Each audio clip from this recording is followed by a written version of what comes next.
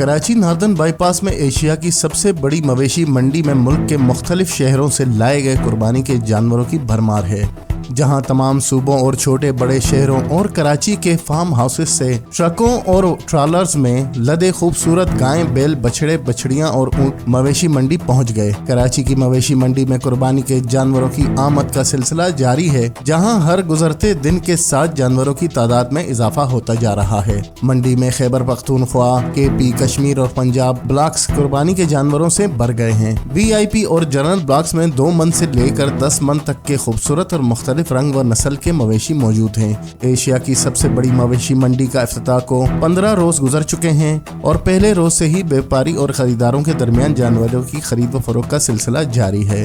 کراچی کے مختلف form houses سمیت کے پی، سندھ، پنجاب، بلوچستان اور ملک کے دور دراز علاقوں سے ناردن بائی پاس منڈی میں قربانی کے جانوروں کی مسلسل آمد کا سلسلہ بڑھتا جا رہا ہے۔